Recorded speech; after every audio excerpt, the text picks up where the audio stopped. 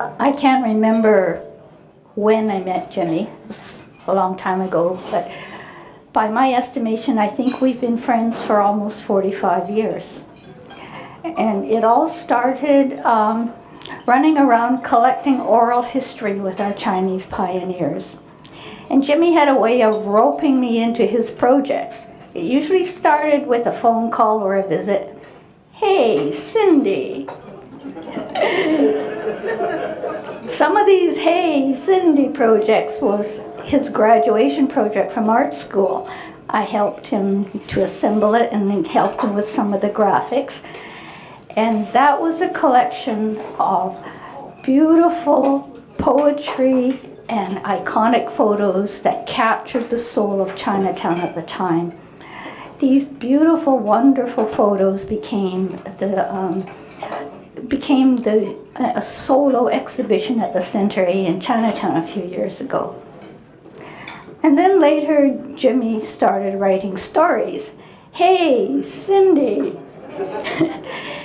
can you read my stories and give me some feedback? Well, a lot of red pens. His grammar was kind of shaky and his spelling wasn't all, perfect. But, his stories had heart. They had soul. They really captured the essence of life that Jimmy lived and life in Chinatown. And lo and behold, Jimmy became a published author.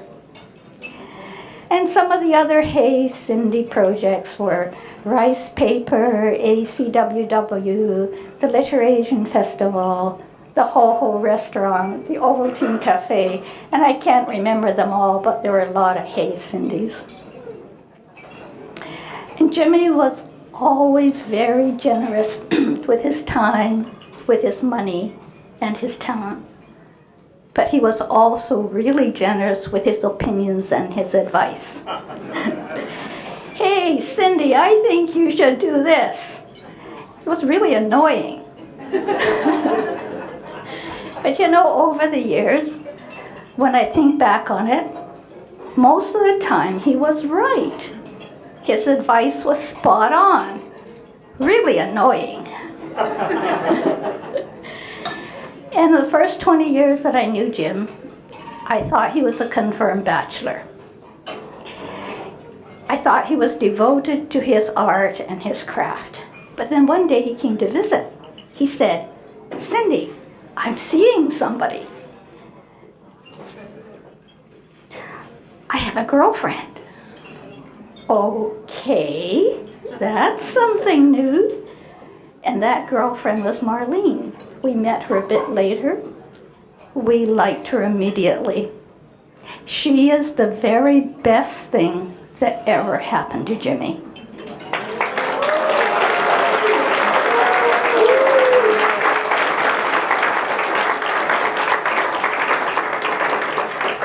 And they got married at my home in front of my fireplace.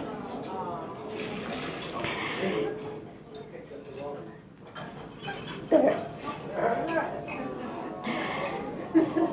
Now, Jimmy and Marlene met at the post office. And one day Marlene was saying how difficult the Christmas season was because that was their overtime. So we came up with a plan. They would come for Christmas at my house, and Marlene and Jimmy would buy the very best turkey that money could buy. So we started that, and it was such a success. We had such a good time. They've been coming for Christmas for, almost 20 years, isn't it? But sadly, I think this Christmas, Jimmy won't be there to carve the turkey, and he won't be there to hide his favorite piece of the turkey in the chicken, which he could retrieve later and put on his plate. But there will always be a place at my table for Jimmy. And I think this Christmas he's going to come because there will be food, which he loved, and knowing Jimmy, he'll probably be late.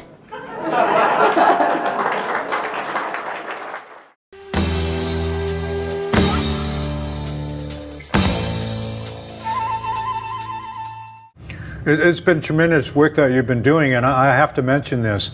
For you viewers out there, I found that Jim Wong Chu is being referred to as the Moses of Asian Canadian writing by Alan Twigg in BC Book World.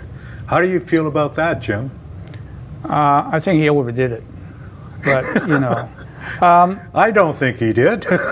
Yeah, but you know, it's something that I know I mean, I think he did it out of respect, but at the same time, it's something that's really hard to live down in a way, because you know, Moses is a pretty big character and he lived for a long time. You know, I can live half his age, I'll be okay. But the thing about it is that I think I'm not the only one. Everybody in some way were part of having to a lot of things that we did. You know, some people came on at a very timely time in the history of evolution of different events and things, but everybody was a part and parcel of this, and it is that, you know, that kind of knitting together of the community that we have what we have now, and you know, it's a base to build from, and that's why the cultural engineering is important. You don't have to be a writer, you don't have to be an artist, you don't have to be an alpha. You can just be a lawyer, an accountant, you could be anybody that wants to join in. And you're part of the cultural engineering because you set the foundation and the scaffolding to enable all these other things to exist. And, you know, I'm part of that building, but, you know, we need a whole new generation of people now that have social networks and there's all these other ways to promote things.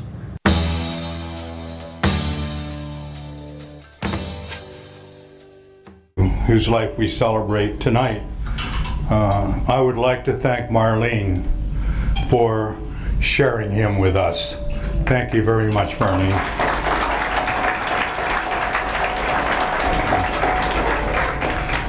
We first met in the early 80s as I was on my way to Guys and Dolls Pool Hall.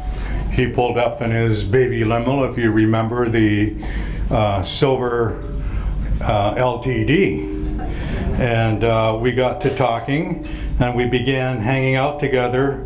And it should be noted, of all my friends then, my grandmother liked him best. Perhaps even better than me.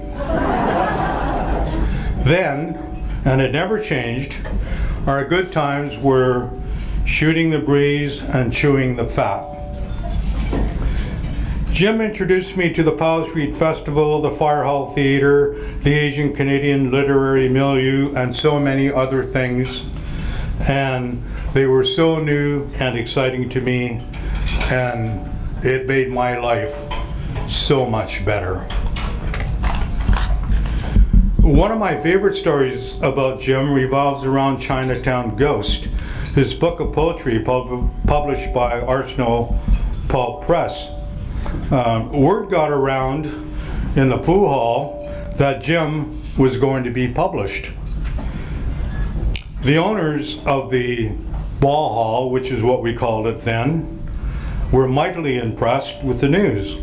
More surprisingly, within a couple of weeks, it seemed that every Tom, Dick, and Mary at the ball hall was discussing literature and trying the writers and poets trade. For a brief moment, everyone had potential.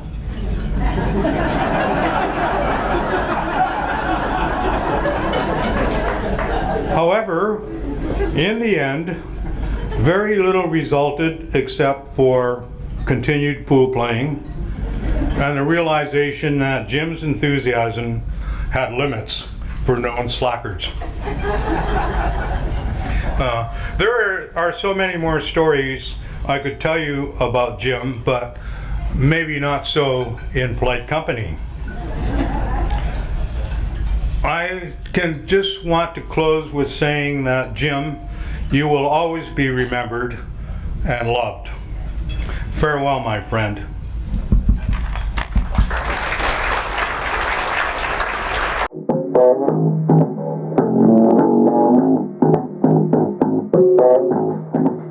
I'm not surprised that Guangdong is the guy that's really behind the all the wealth and all the experience and all the power and all the goodness that in Chinatown. I mean, Guangdong probably is the, he may be the head right now of corporate Chinese North America. I find that the spirit of Guangdong is all around us. Well, Guangdong is looked on more than anything else as an ancestral god. But I think Guangdong is a spirit. He's a spirit that's alive. It's much more than simply an effigy or something of the past that you can tell little kids and there's a good story behind it.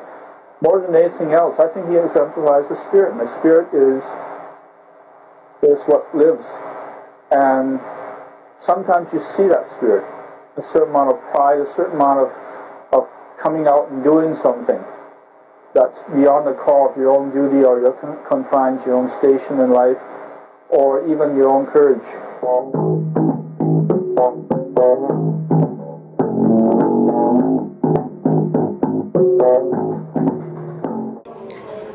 I've known Jim since about the 1970s. I was pretty much just a kid, but I remember Jim very, very well because at the time, there were so many leaders in our community that came before Jim and us. And I think that he was really influenced by all of these leaders, so much so that they began to have their own, Chinese Canadians began to think of how they could have their own voice and break apart from the leaders. But there were leaders nevertheless.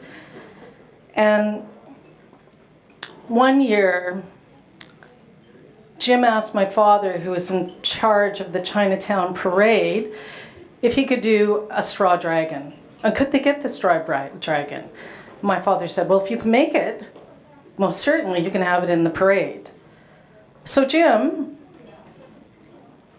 he was so determined to show that it was possible. He did all the research, and then he went out and he made the straw dragon. It was a beautiful, beautiful piece of art. Beautiful. So,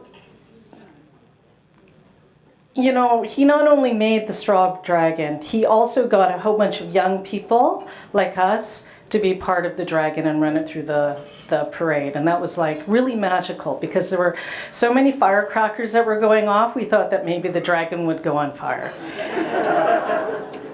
But my father was impressed, and if my father was impressed by someone like that, then of course it was something that I always remembered about Jim in those early days. So Jim and I didn't always see eye to eye. Sometimes we did because we're about the same height. Sometimes I thought he didn't hear what I was saying, and other times he would be quietly listening. At times I'd get really frustrated. Other times I'd say, Jesus, Jim, can't you see what I'm saying? Christ, that is just not the way things have to be done. So as a result, I, amongst many others, had a nickname for Jim.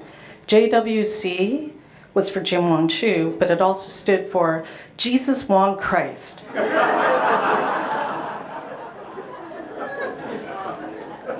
But Jim was like that. He believed that he could walk on water. He was confident that we could all ride into the sun and become the Bruce Lees and the Anime Wongs, the heroes of Chinese Canadian culture. He was an incredibly positive person. He never quit, and he continued to pursue the dream of supporting fledgling institutions until they became part of our mainstream fabric.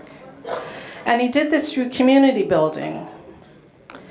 He went across various generations, from emerging writers to senior artists, and he took the lessons that he learned from our community leaders, and he became an elder himself and brought those experiences to bear on his quest. A believer of all things Chinese Canadian, a lover of every strain of Asian American identity, an inspiring, stubborn, forward-thinking man. Jim had a voracious appetite for culture, and time after time over food, as we are here today, because of his love for eating. We always met. And he continued to inspire us to have the dialogue. And, you know, I'm going to remember Jim as someone who never quit until his dying breath. So JWC, I'll always remember you. At first as Jim Wong Chu, then Jesus Wong Christ. But now it's appropriate to remember him as Jim We Can. When I get low and I can not bear another day of advocacy or working in the community, I'll remember Jim saying, we can. So please now join me in a toast to a good friend, a mentor, to many, a man who always carried Chinese and Asian Canadian culture in his heart and soul.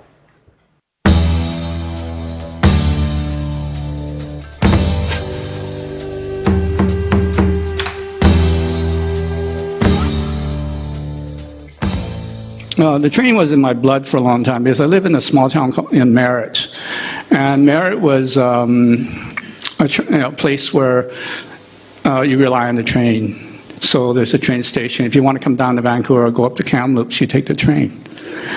And one day I was told that the train was going to stop running and you have to go by bus from then on. And that notion to me also came with this idea that we've always been told that for every mile that the railroad was built from here to the Rockies, one Chinese person died. So with that notion, I came up with this called Journey to Merritt. This is the last train ever.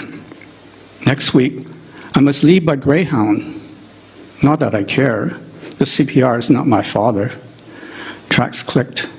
As I watched the disappearing moon flashing, as signals do, before I change the rails. The cool breeze whips by. And every mile I see Chinese workers pitching girders, sometimes solitary, sometimes blood splattered, sweating and singing while the moon shines a spotlight on them.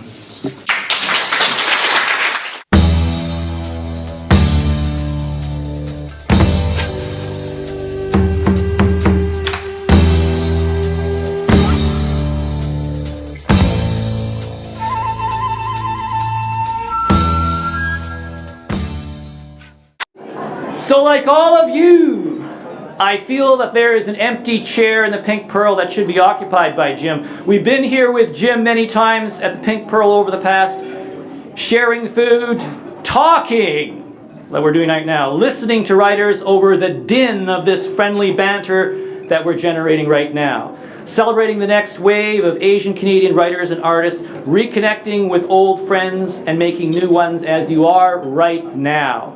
Okay, right here in this space. And I know that Jim's spirit lives on in the relationships that he built with his family, friends, and the wider community. And I want to express my deepest respect again and condolences to Marlene and Debbie and the extended Jim Wong Chu family. They've been so strong during these very challenging times. Marlene's fiercely deep devotion to Jim has been unshakable. I think you all know, many of you do, the novel The Woman Warrior by Maxine Hong Kingston. And for Jim, Marlene has been that kind of woman warrior. Warrior that anyone would want at their side. Jim played many roles in his life. In this room, we've all been privileged to be part of his wide network of friends. We each have our own stories of Jim, our own treasured memories. I met Jim in the mid-1990s after the publication of Many-Mouthed Birds, a time when I was developing courses on Asian North American writing at UBC in the Department of English. And later, when Jim was looking for a jury member for one of the ACWW Emerging Writer Awards, he asked if I would join up. Now, Alan Twigg has described Jim as a kind of Moses of Asian Canadian writing, but sorry, Alan Twigg, you got it wrong. Jim was more like the Don Vito Corleone of Asian Canadian writing. And you know that character, the Godfather, we've referred to him before, the kind of guy who makes you an offer you couldn't refuse. So around 1997, Jim made me an offer I couldn't refuse, and I joined the ACWW and joined the jury with Sky Lee. And during the next year, at the end of the assessment process, we selected a manuscript of stories by a young unpublished writer with the name Madeleine Tien. You might have heard of her since then. And on the short list was another writer with the name Terry Wu, and that was back in 1999. And that same year, I edited a special issue of the journal Canadian Literature, and I began that issue with a quote from a poem by Jim. And that poem begins, "Me and the Yano brothers, 3 Asians, in a 57 Ford Niagara, not so flashy model blue. But we struck out like the morning sun." So I began that introduction with Jim's poem because it helped set up the idea of Asian North Americans on the road, striking out, being mobile. And I wanted to acknowledge that Jim's influence as a mobile community activist, someone who would head out on the road with big dreams of making connections, building a big inclusive community tent, supporting writers, raising funds for projects, and seeing those dreams make their way into print. And another reason why I like this image of Jim and the Yano brothers striking out on the road in their big car, because it resonated with stories that he often shared with me, stories of the road trips that he used to make in the late 1960s down to San Francisco to connect with the activist energies that were so lively there. He referred to how he would regularly drive one of those, in his words, big muscle cars down the highway at 100 miles per hour to meet with the Chinatown activists of San Francisco. So another persona occupied by Jim, along with being the kind of godfather of the ACW, is being the driver of this fast and furious Asian Canadian transnational muscle car. I kind of envision him like a kind of like Vin Diesel with round glasses and a mustache, right? And when Jim had a vision, he wanted to drive there quickly. I feel especially privileged that during the course of our 20 years of working together, he found the time amidst his balancing of work and activism to visit many classes at UBC, to participate in interviews, and to provide meaningful cultural work for many students in Ricepaper, and to have the chutzpah, the drive, to coordinate such diverse publications as Inalienable Rice, Ricepaper, Many-Mouthed Birds, Swallowing Clouds, and Strike the Walk. In 2013, Jim provided a great gift to the University of British Columbia. He donated several dozen file boxes of material to the UBC Rare Books and Special Collections, known as the Jim Wong Chu Fawns. Those materials make up a stack that is over 10 feet long. This wide array of historic and cultural material will provide researchers with continuing insights into the formation of Asian Canadian cultural activism and Jim's formative work. When I think about what Jim has accomplished during his years with us, I am impressed but hardly surprised. That's because I know how driven he was and how persuasive he could be when he had an idea. To bring together a diverse community and to manage very independent writers, you need to have great measures of stubbornness and persistence in your character, and Jim had these in spades. I always thought of myself as a bit of a know-it-all, as my family likes to say, and then I met Jim Wong Chu. And Jim had to be a bit of a know-it-all to become a mover and shaker in the organizing of the Vancouver Asian Heritage Month, to establish the ACWW, and work with board members, or even fire those who weren't doing their work. I knew that when Jim was still working for Canada Post, he was burning the candle at both ends, it seemed. I'm not sure when he found the time to sleep given the number of projects that he had on the go. I remember when I visited Jim in his newly renovated home in February of 2013, he graciously served tea, and he persuaded me to eat those unhealthy pastries and even wear a spare pair of slippers that he always found to be so comfortable. Back then, he was still in the process of packing up his files for a potential donation to UBC. We talked about his photographs and his next historical project, a study of the Wells Fargo English-Chinese phrase books, and how these shed light on the lives of 19th century Chinese migrants. Jim's inventive historical curiosity was boundless, and he was always locating new resources to dive into. 5 years ago, Jim wanted to revive the idea of a workshop that would be combined with readings, and he successfully oversaw the launch of the first AlliterAsian festival in the fall of 2013. I'm heartened to see that many of the original collaborators with Jim are continuing this work here tonight, and the ACWW Emerging Writing Award has been named in Jim's honor, and I'm part of that jury once again. I'm going to close with a poem that I wrote for Jim and for Andy Kwan many years ago after the launch of the anthology Swallowing Clouds in 1999. And it's just titled Thanks to Jim Wong Chu and Andy Kwan. The long silver spoon, you can hear them clinking right now, that stirs the writer's drink. That's Jim. He's clinking at your table right now. The link that binds those scattered pages, jazzed up Asian pieces, that's Andy of Poets and Poetry and Chinatown Ghosts. Not the empty radio jingle, but the soul with food, company, and imaginary swing of a long coal train sax humming the Rocky Mountain merit blues from the mouth of the trickster monkey. Of lines of poets reading at the infinite spring cabaret of Pacific drums, grooving at the grind. Asian word like a long train, not mellow yellow, but photos of living faces under the shadows of capital. On Pender, on Maine, bearing east, living each breaking day and never ending in a migrant's photo of the blending black and white pieces of inalienable rice. Spider-Men weaving the web between audiences and words with a patient serenity. The Godfather gave our poetry an offer we could not refuse. The launch with lunch, a bunch of captive readers, waiting even now for the return of the Pender guys, waiting for the voice. Here's to Jim, the living memory, continuation of the community that he built. Thank you.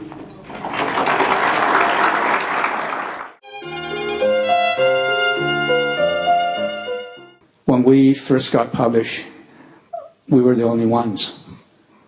And you're left a choice. You can either shut the door, close it, and just make a career for yourself, or you do something about it. And so many of us decided that we wanted to change that.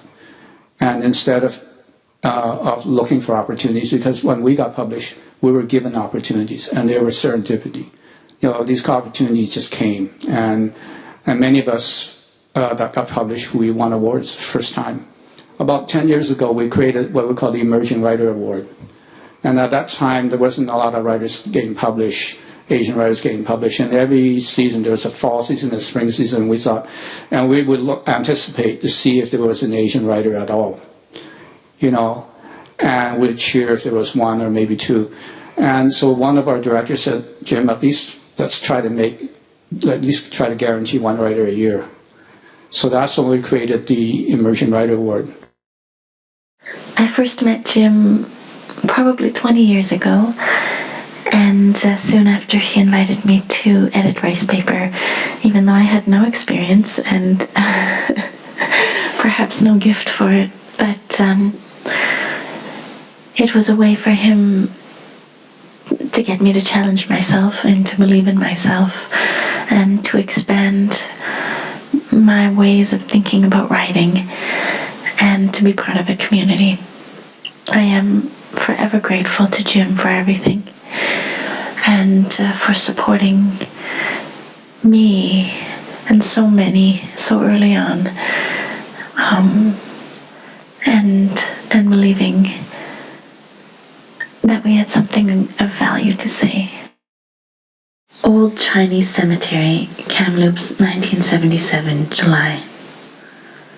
Like a child lost, wandering about, touching, feeling, tattered grounds, touching, seeing, wooden boards, etched in ink, etched in weather, etched in faded memories, etched, faded, forgotten.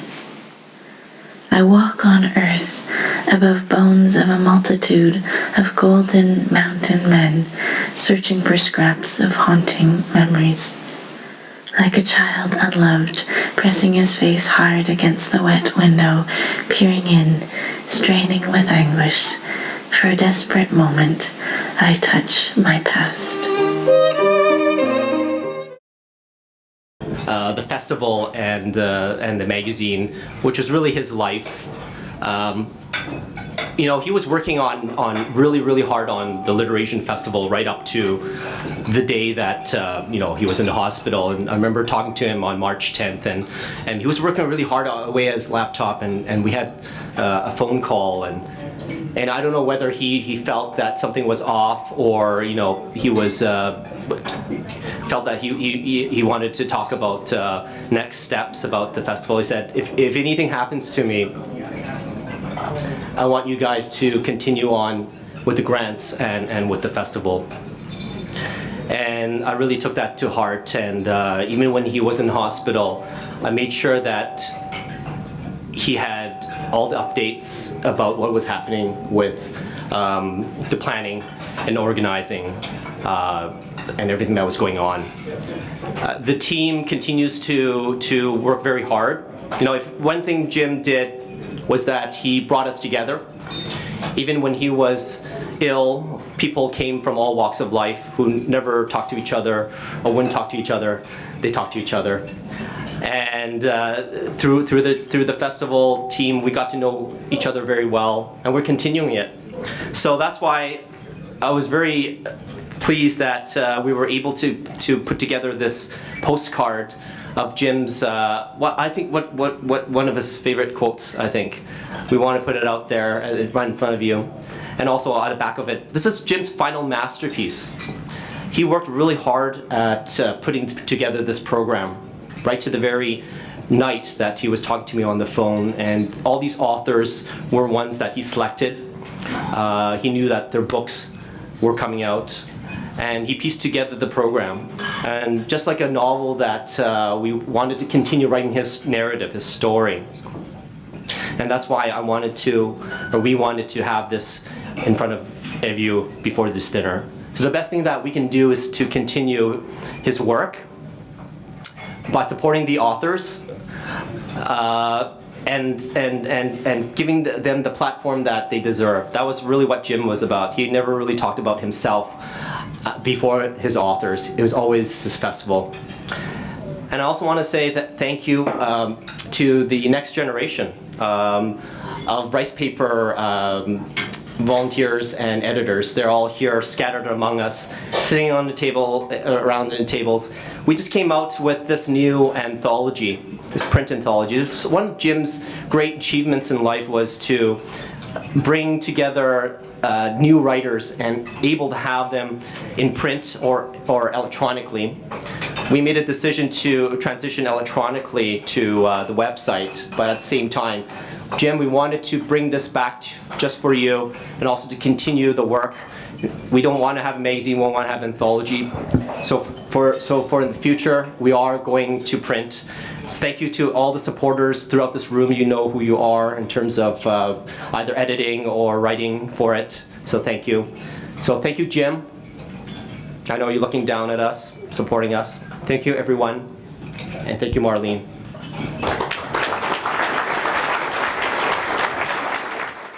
I'm going to read this one last piece.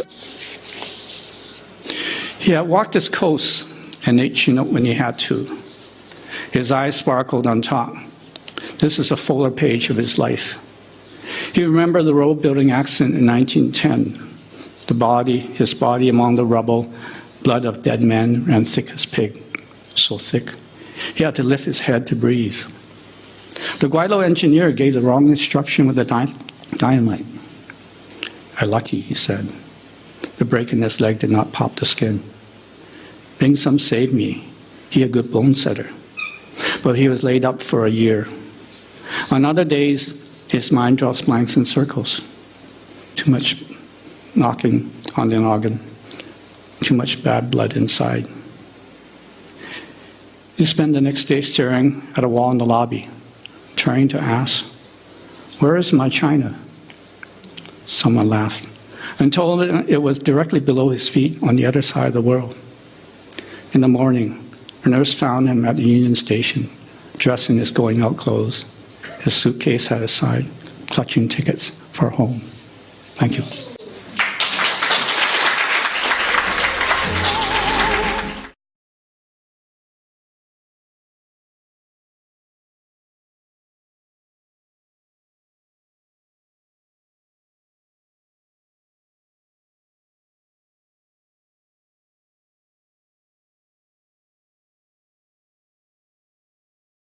I'm Melvin. I'm not on the program, but I want to say a few words.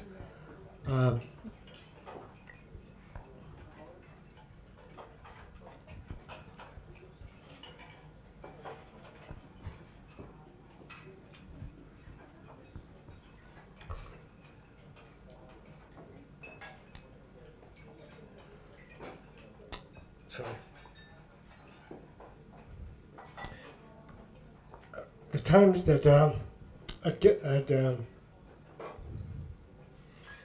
together with Jim, we'd always yak about things, but we would break into our Sayetwa. We were always into this whole Cantonese Sayetwa, so this will be your bit of Sayep Cantonese. Jim, ni 我差唔多識你40幾年，我識你咁耐，你對我咁好。我永遠唔會記得你，多謝晒你，一路順風。Thank you。Thank you. Well, I don't have to say that I'm Jim's wife. I think you all know that. We were together for 32 years. And after 17 years, I decided he was the right guy. Thank you. And we got married. Thank you to everybody who helped organize this. This would be a dream for Jim. Jim would say, why couldn't I get this many people out for my fundraisers? But as you see, there was no 50-50 draw. There's no silent auction. This is just about Jim. So we met at the post office, and he noticed that a couple, Dave and Michelle, brought their little dog in to work. So one day he brought in one of these little red bins, he had a little tiny dog. So, and it worked. He borrowed the dog from a friend. And it worked. I came over and talked to him. And then there was a group of us used to go to Reno's Cafe for coffee, and then he was coming there. And then there was lunch and the usual post office romance, helping me with my flyers, helping me with my afternoon deliveries.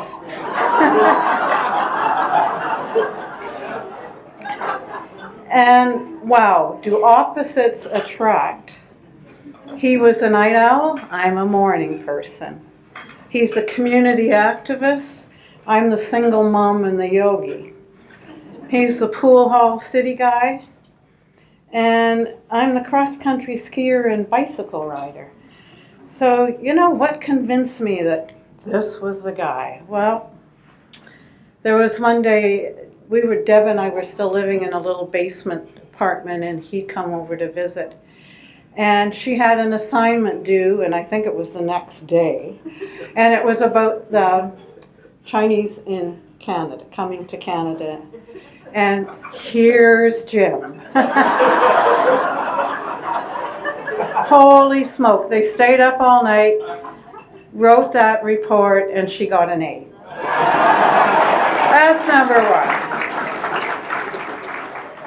The second thing was Debbie and Norm, who are sitting over there, had invited me to go to Whistler to ski, and for the same evening, Jim had invited me to the first Chinese dinner he'd invited me to. And I thought, I can do both, because skiing starts early and it'll finish at 3 o'clock, and the dinner didn't start till 7. I can do it well, thinking about traffic. And it's like 7:30 by the time we got back, and Deb and Norm were saying, well, just don't go. And I thought, no, I think this guy's important. So I went in my long red underwear, rubber boots, ski pants, 2 care, no makeup, wind-burnt face. So I thought, I'm just going to go to the door, and I'm going to get him to come to the door and just tell him, so sorry. No, he wouldn't come to the door. He kept going, no, you come over here. I was saying, well, look no, I can't come in. He was like, no, you come over here. So I came in my red underwear, and he didn't care. And he'd saved every course for me. And then I thought, yep, this is the guy. So we became a family. We rented a house. We planted a garden. Deb was off to college and university. And then we had a couple of rental houses, and we always fixed them up and planted a garden for some reason. And then we bought a kind of real dump of a house. But you know what? We fixed it up, and we had great tenants, Mike and Nisa, and Mike here tonight. Thank you. And we had Muriel the cockatiel, which we had for over 25 years, who hated Jim at first, but he won him over. And even as the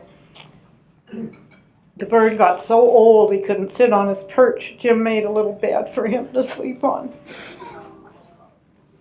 And we got one little finch as a rescue, and then we got another one. Well, we didn't think they'd have babies. Well, they had a whack of babies. And Jim would sit there working away at the computer, and he'd have all these little finches sitting on his shoulder, nibbling at his ears and his neck. And he never minded. Just whatever was happening was happening. But I think we gave that other side for Jim. There was birthday parties and pumpkin carvings and turkey dinners and leaky roofs, but besides all the family things going on, there was ACWW growing, and Ricepaper going from a newsletter to a magazine. Go for Broke and Asian Heritage Month and Emerging Writers Awards. There was chaos all the time. We had no privacy, hours and hours of phone calls, all hours of the night, meetings, grant writing, deadlines. We barely saw each other. So, Friday night date happened. So that was none of this was to happen. You come home from work, you get cleaned up, and we're going on a date. We're going to hold hands, we're going to talk, we're going to catch up, and there was no exceptions, except if I was on a yoga retreat.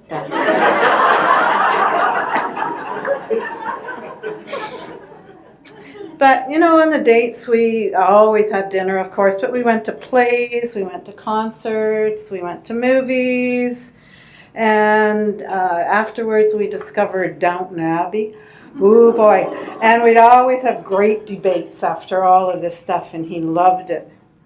One of Jim's old friends said to me when he came to the hospital, he said, Jim always had to have the last word. It didn't matter what time, how late it was at night, Jim had to have the last word. And I said to him, well, not always. He met his match. I did most of the things around the house. Jim had meetings, and he did the garbage. He had to have one job, so I said, okay, every week you got to do the garbage. And he did. He really enjoyed my friends. many of sitting over here today. And he happily booked time off if we were having one of our girls' nights out, whether it be birthday parties, and he happily made sure that he drove the drunks home. And he always said he enjoyed it, no matter how drunk and silly we all were, and he didn't care what part of the city it was. He made sure everybody got home. So you know what a white life we had. We traveled to Hawaii, Hong Kong, China, Toronto, Thailand, Montreal. We experienced the great power outage on the East Coast. We were staying with Paul at the time. So life was really full. We're blessed with great friends. So just let's remember, Jim was the happiest when we were happy. And we, you know, when our bellies were full, he wanted us to eat. He wanted us to try different foods. And it was always too much, but that's okay. You know? So, and when we were fulfilling our passions or helping him with his passion, he was the happiest. So thank you for sharing, Jim, and thank you for sharing in Jim's passions.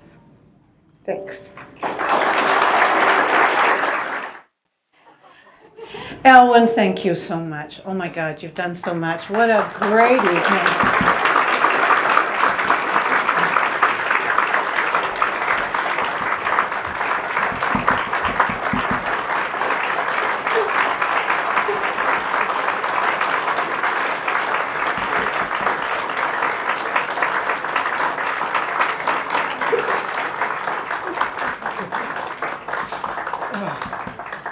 Wow.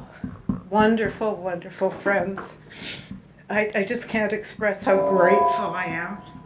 And Jim never had a will, but he always would say, I don't want a funeral, but boy, I want a party. And I think we gave him one hell of a party. Thank you so much.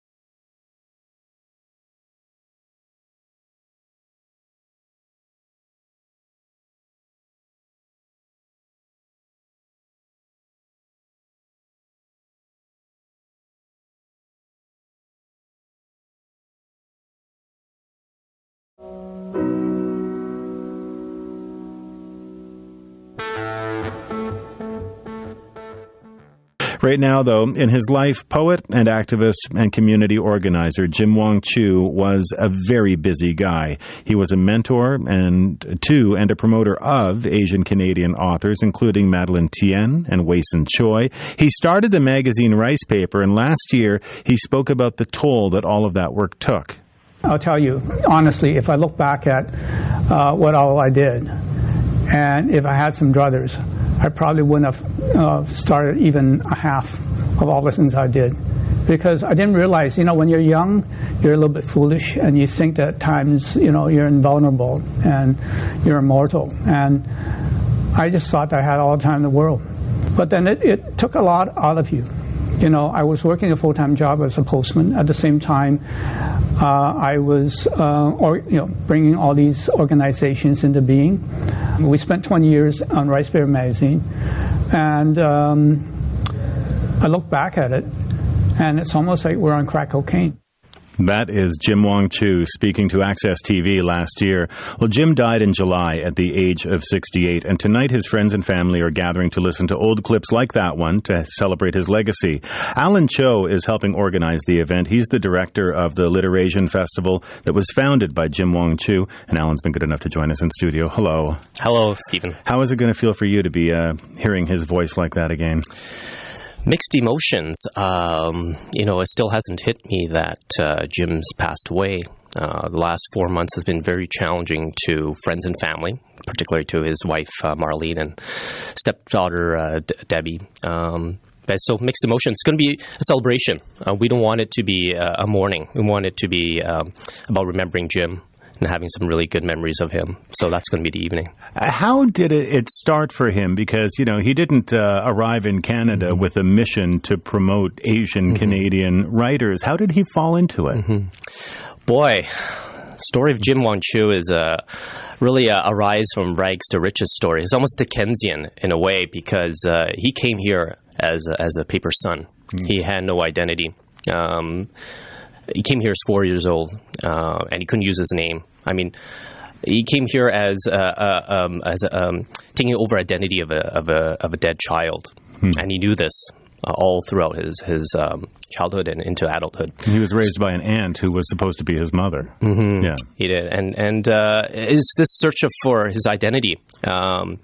He worked all across British Columbia, and all throughout that time, I think he told me that he didn't speak much because he didn't want to reveal his identity. But he had all these stories accumulated over the number of years, meeting with elders and people throughout these towns. And it wasn't until when he returned to Vancouver that he met people similar to him, and it was an interesting time in Chinatown as well.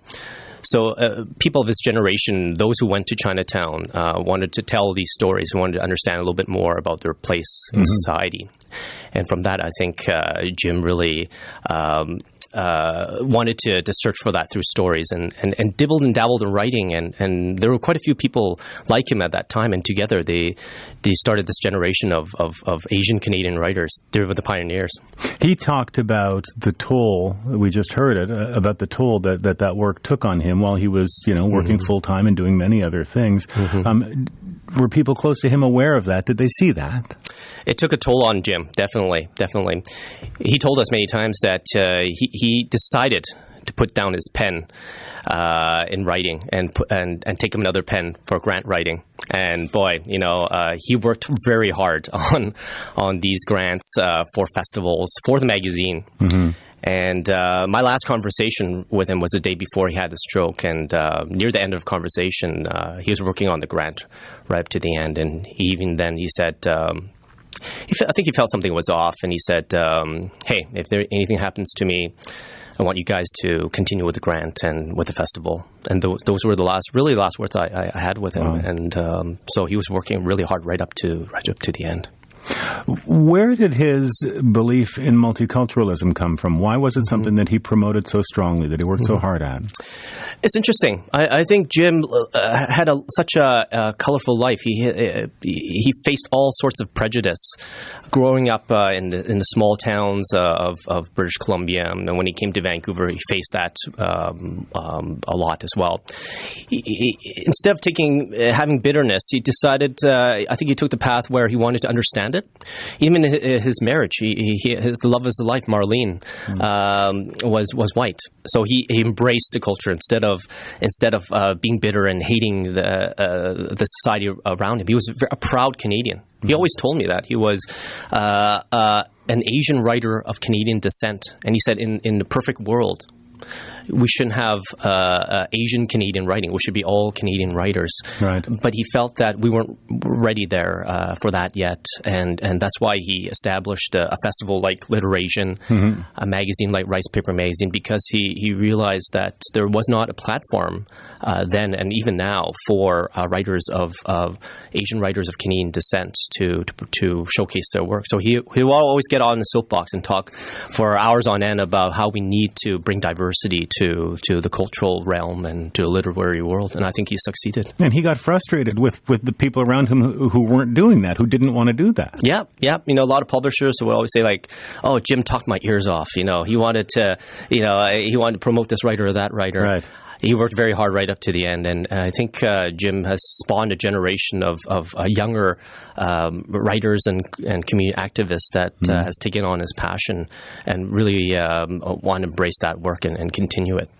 Last year, Madeleine Tien's novel, Do Not Say We Have Nothing, won the Governor General's Award, the Giller Prize. It was shortlisted for the Man Booker Prize. How important was Jim to her success and to the success of all of the writers that he touched? Jim mentored Madeleine, and Madeleine has mentioned this a number of times. He mentored her. She was editor of Ricepaper magazine in 1999 for a year. When she was still studying for her master's creative writing at UBC, and she, to this day, is still very grateful for that opportunity for Jim finding this talent and unearthing it. And I think that's the beauty about Jim, is that he had instilled a lot of trust, and he had a lot of faith in writers and young people that he felt that had needed a chance and had the talent. So there's a number of writers, not only Madeleine, but I mean, there's stories of Evelyn Lau, a renowned Canadian poet that spent many nights at Marlene and Jim's house, having dinner and talking to them, and so Jim's doors was open to anybody and everybody that wanted to talk to him and wanted to learn from him. So he didn't turn down anybody. He was really for the underdog, the writer that starting out and don't know where to start, and he would always have time for them. Wow. So what's the plan for tonight? What are you going to do to celebrate him? Tonight we're going to have some very touching tributes to Jim, memories of Jim, close friends and family, friends like that have gone back to 20, 30, 40 years ago. Sky Lee, Paul Yee. We're going to have very touching video vignettes that are created by Elwin Shi, a good dear friend of Jim Wong Chu's. And these are videos that are from the archives that we've collected over the years. It goes all the way back when Jim was a young man and doing readings of his poetry from Chinatown Ghosts, up all the way till the most recent panel discussions that he had at the University of British Columbia. So we compile those as sort of a vignettes, as tribute to Jim, short pieces, and it's going to be a wonderful evening of food, friends, family. So we're going to be all very touched, but we're going to feel very fortunate that we got to know this man. Alan, it's great to talk with you today. Thank you so much for coming in. Thank you, Stephen. Alan Cho, the director of AlliterAsian Festival, and that's a celebration of Pacific Rim Asian Canadian writing founded by literary and multiculturalism pioneer Jim Wong Chu.